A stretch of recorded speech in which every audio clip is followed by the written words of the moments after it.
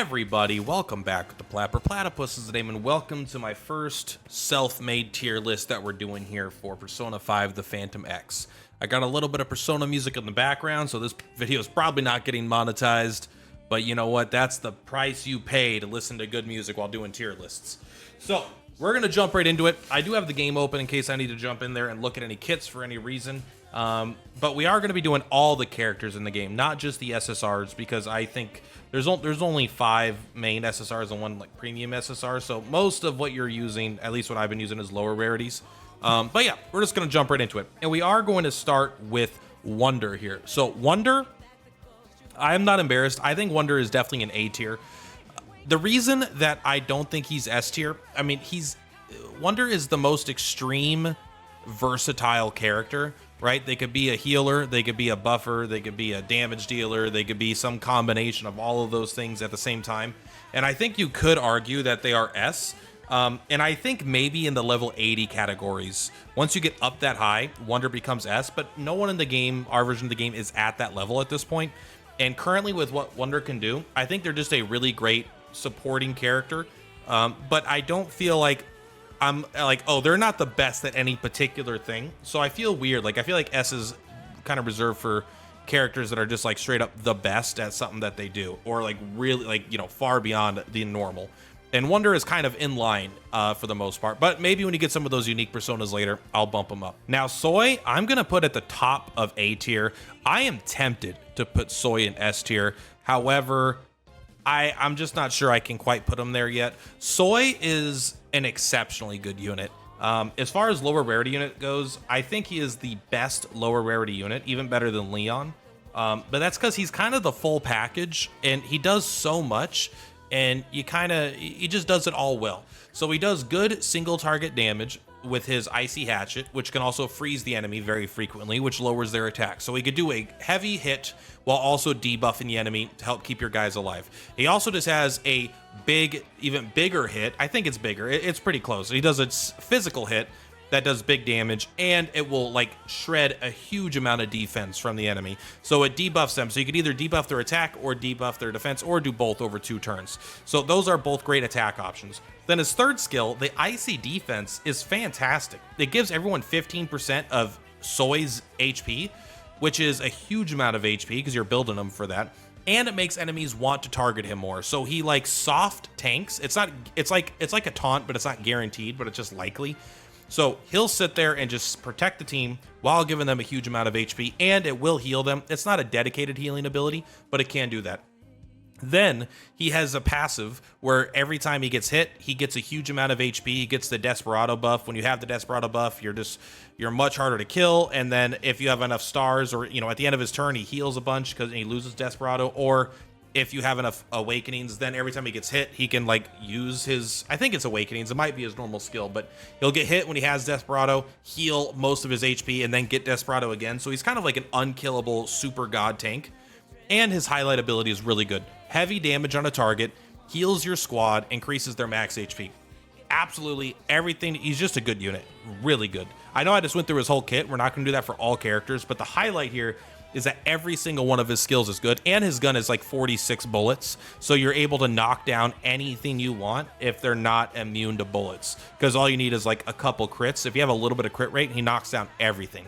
Absolutely all-star low rarity unit. Puppet, I think Puppet is a B tier. Not a bad character, not a good character. You only have 2 options right now when it comes to this, so let's actually do the other one right here. I'm going to put her in A tier. I do think she is better. I can't remember her name right now.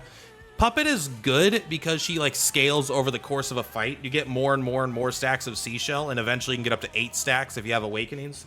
And if you have that, then you're getting a big amount of defense, a big amount of just like shields.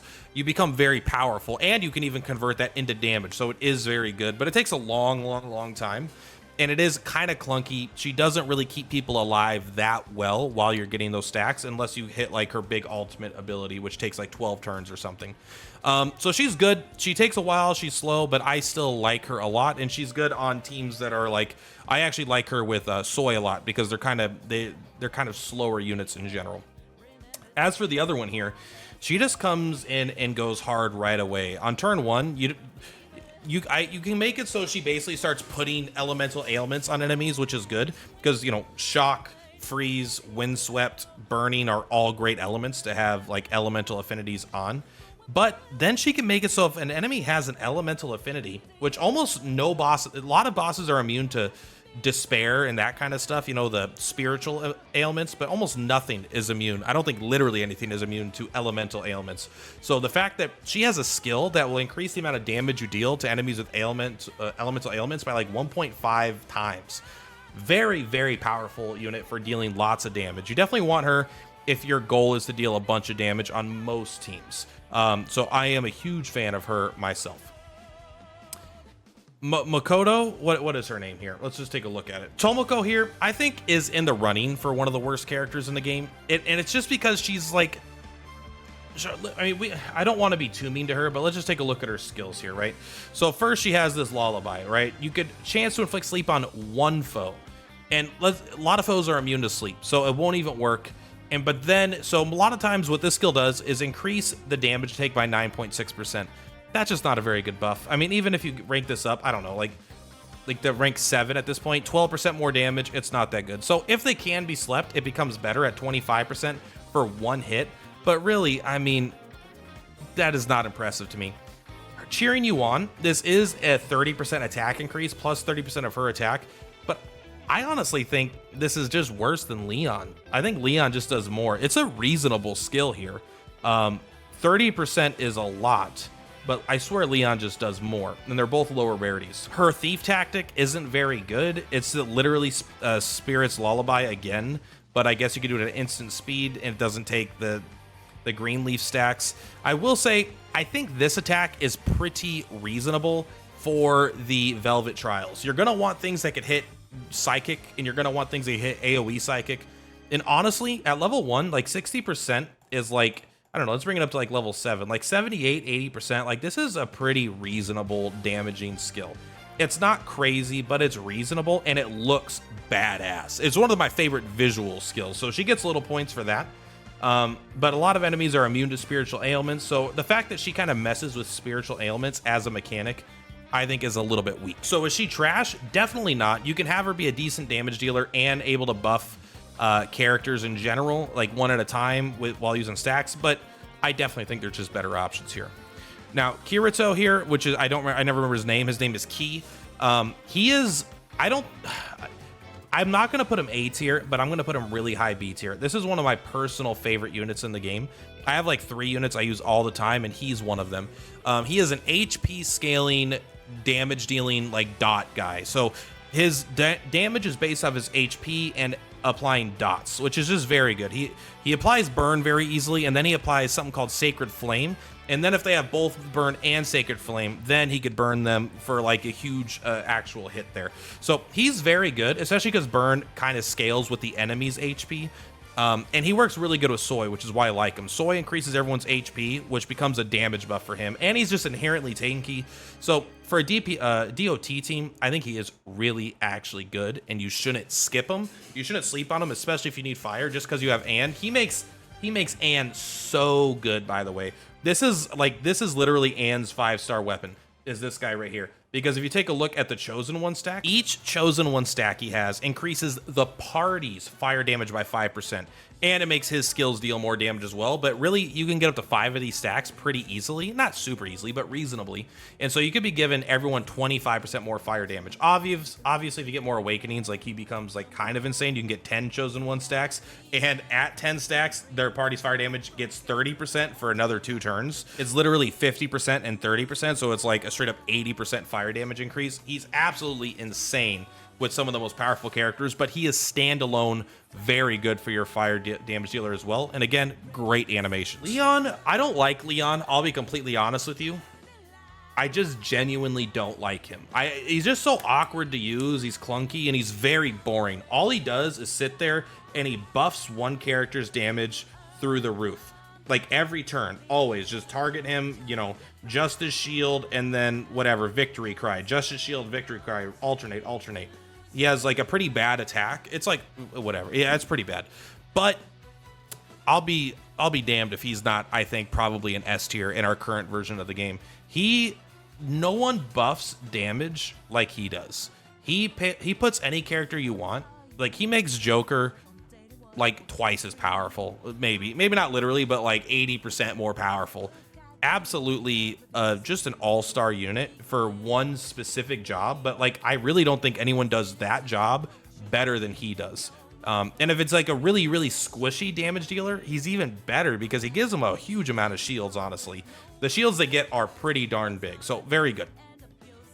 Windboy, I'm putting at the bottom of B tier here until Awakening 5. I think once you get Awakening 6, I think he'll easily go up to A tier, so I'm not assuming Awakening 6 just because where we are in the game. But if you take a look at him here, he has one big issue. He has so much text. All this stuff has like a lot of text, but really what it comes down to is he needs right to strike. And what you really need 3, and you want 5, because I don't think it stacks to 5 until you get a couple until you get at least one copy. But the issue is every time he deals damage, you have a 40% chance to get 1 right to strike. So no joke, sometimes you just use a skill on him, you get 0 right to strike, his turn ends, he doesn't get right to strike, and he's just like, he does nothing. Like, if you're on the low end of RNG, he does literally nothing. And even the average RNG of hitting 4 times, you might not get the windswept, and you're with a 40% chance means you're more likely to get 2 or 1 of his right to strikes, and he doesn't really do anything until he gets 3 right to strikes. That's when everything turns on, right? Then you need to, so if you can use this skill, get windswept on the enemy, get like 3, 4 right to strikes, then you're starting to saber surge for 6 hits, and now it's self-fulfilling, then he really, really comes online. But the RNG, I think, before max awareness is just not, it's not there, I think. But of course, I think this is a good time to just mention, like, if you need a win damage dealer, right? He's the best win damage dealer literally in the game right now. So if you really, really need that and you value that for a fight, then I do recommend doing it. Because like Mona is not that much of a win damage dealer, right? So, and the protagonist can be, but for the trials, you need to use non-wonder allies. So if you really need like AoE wind or single target wind, he'll do his job. But if we're assuming elemental neutrality, like we're fighting something, I don't think he's that good. In a similar boat, I think the Ice Lady here, Ice Dancer, some of these characters I don't remember the names of because I just remember their kits. I think she is like, I think her 5-star weapon makes her maybe twice as good. Basically, her mechanic is whenever an ally deals damage, she gets a stack of her ice crystal, and then at some point, when she gets to 12 stacks, when she attacks, she'll do a follow-up attack that's a guaranteed crit for a good amount of damage, and then she kind of just does that. And her weapon makes it go from 12 stacks needed down to 8 stacks needed. So it becomes like pretty much just super consistent every turn always. I think she's good. She's fine. She's not like the best assassin, but I mean, overall, I am happy with her. But I don't use her that much if I'm being completely honest. Light Girl here, I think she's actually pretty good. I might put her above Icy Chick here. Let me look at their names. All right, this is Mont. I don't know why I can't remember Mont is the Ice Lady. And then the one we're talking about right now is Styx. So Styx, I think, is like deceptively good once you play her. Like, I think if you read her kit like I did originally, I was like, oh, this is one of the worst characters. But then when you actually start playing her, it just kind of works out. It's nice to have an AoE bless attack. It's not the highest damage, but it is scaled with her defense, so she is tanky. And then she kind of does a little bit of like just bless on the side, which is a little bit of heal. But really, this absolute judgment skill is really sick. And there's like a hidden mode for it that's not hidden once you use her, but when you read it, right? This is gaining when you or an ally with Oath gains blessing, gain 1 gavel stack. When this skill is used after gavel reaches 2 stacks, spend all gavel stacks, and then you get increased damage, right? And you give everyone a shield. So what I didn't understand about this ability when I first did it, one, is that when she uses this and grants 1 blessing to her and to an ally, that counts as 2 gavel stacks. So she gets to go straight from her, like, you know, normal skill, which is decent, into her best skill. This also grants 2 gavel stacks. But what I didn't really understand was this says her gavel stacks don't cap out at 2. She gets to, if you don't need to use this, you don't want to, you could build this up to 10, 20 stacks. That would be slow. But you could build this up to 10 stacks. And then at 10 stacks, everyone's going to be getting 36% damage for a turn at level 3. And everyone's going to be getting an 11% of her shield. But it would be, what, 10 of those? It would be 110% of her defense as shield. So The fact that the gavel stacks actually don't cap out at 2, and you can just keep building them until you really need them, because maybe everyone's at full health, and you don't want to waste the shield until you know a big hit's coming in, or you need like an emergency heal.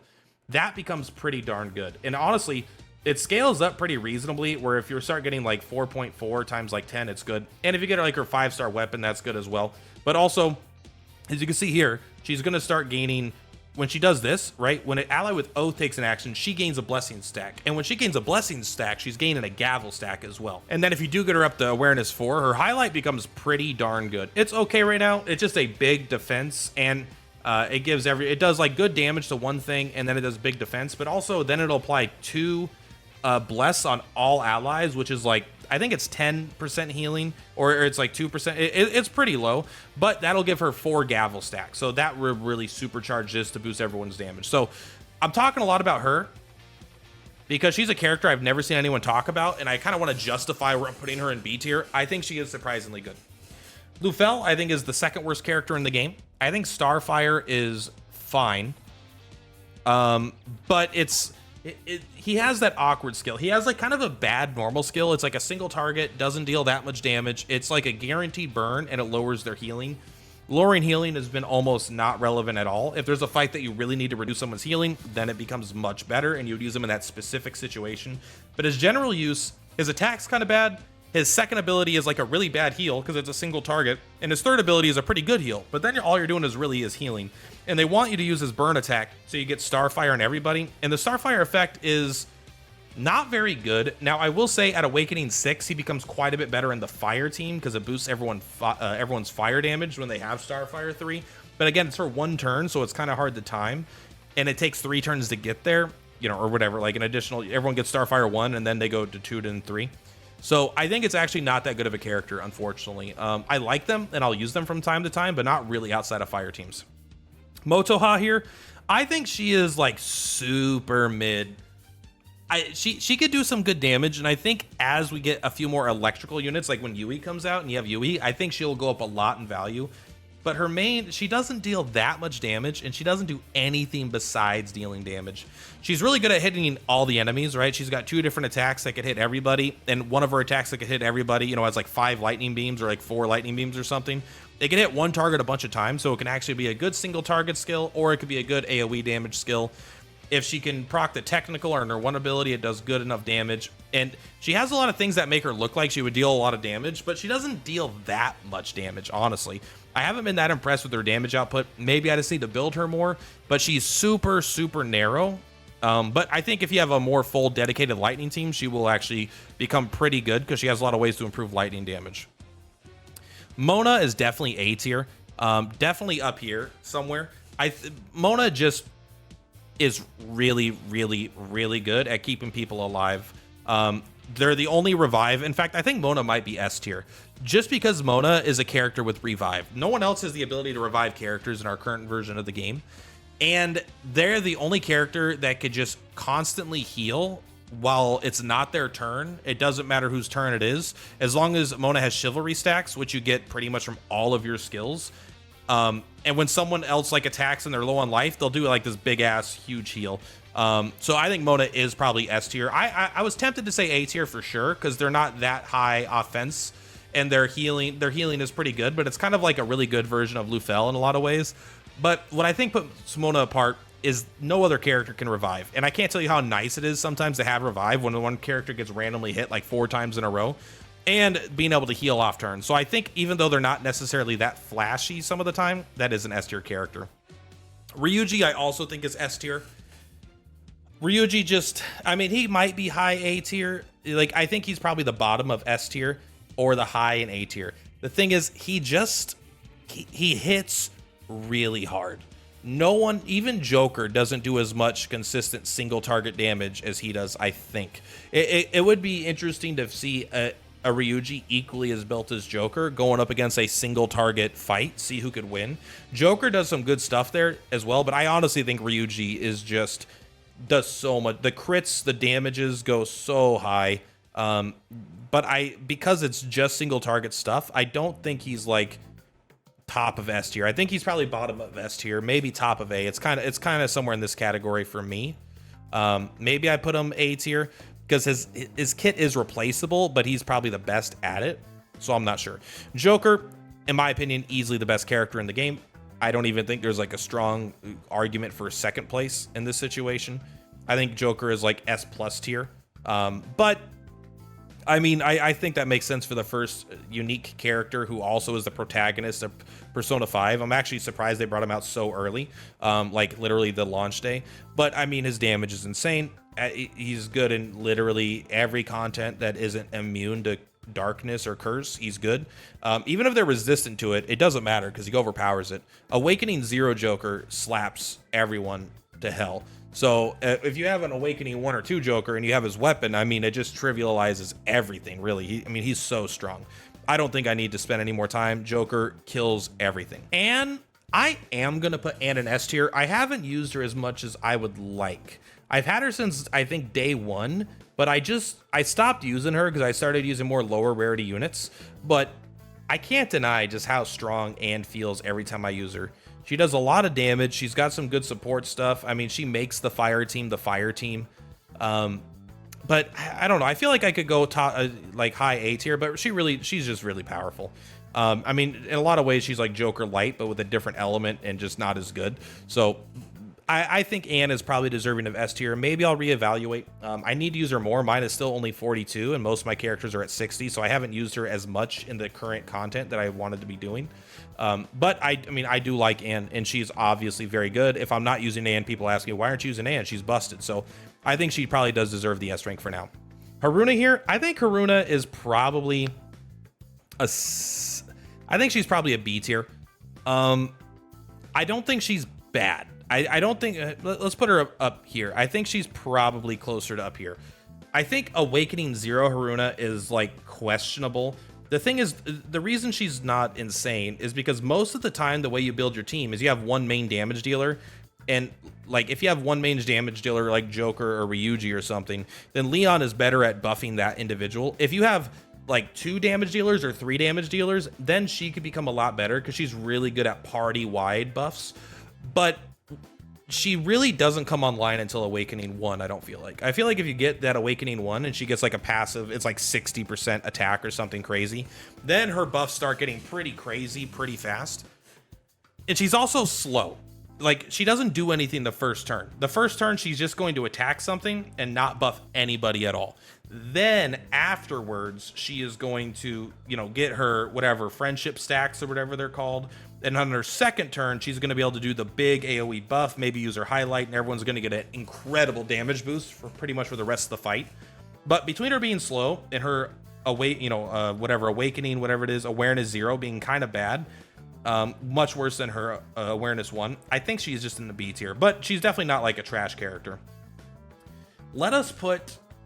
I don't think Yao Ling is a S tier character at all. She's basically like Joker's sidekick. She doesn't really have I actually think she's not necessarily that good if it wasn't for the fact that Joker is so good. So I'm going to put her in A tier if you have Joker. If you don't have Joker, I honestly think she's probably like low B tier. Why do I think that? Her defense shred isn't that good. Her ability to increase curse damage is fine, but it's not like insane because she doesn't deal that much damage herself. You could build her to deal damage, but it's not like insane at all. Her single target, I don't really like the forget stuff. It's like okay, the soup thing is like fine, you know, because you can make it so they take double whatever of the curse damage. But I honestly think she's kind of a one-trick pony. Like it's like, what do you do? How do you play her? If you don't have soup, you use skill 1. If you do have soup, you use skill 3. And you never use the middle skill, pretty much. Like, not literally, but that's like 80% of the time I played her is how it's come out. And I honestly think if Joker wasn't in the game, she would be completely pointless. I don't think I would even want her, if I'm being honest. I mean, you would use her with the pro tag probably, but yeah, I mean, I don't think she's that good. But of course you want her and you want to use her with Joker because it's like pretty much the best thing you could use. Now, Sumi here. I'm putting Sumi up next to our boy up here. I think Sumi is, he's probably not better than Wonder, honestly. But I think Sumi is a little bit slept on, for sure. People have Jokers, so they just ignore Sumi. But he is very, very good. He just does a lot of damage. Now, I'll admit, I do have his 5-star weapon, so I am a little biased there, obviously, so you can know that ahead of time. I don't expect you to have his 5-star weapon. But he just has this really, really good passive. He does a lot of follow-up attacks, and his follow-up attacks can apply tons of stacks of curse. If an enemy has a ridiculously high amount of HP, you can turn him into a damage over time unit. If an enemy doesn't have, like, has a relatively normal amount of HP, you could turn him into a nuke damage unit where he just, like, hits them with, like, the most incredibly powerful Sonnet of Fates you could imagine, where I've hit for like over 10,000, no problem. Or if you like have a bunch of enemies, he can still do his AoE curse thing, and then he ends up becoming a little bit of a support healer as well. So these are all pretty darn good things. I mean, even his highlights, like, not bad, right? I mean, it increases his Sonnet of Fate. It becomes more if you're using the Tragic Comedy of Love, then you want to use his.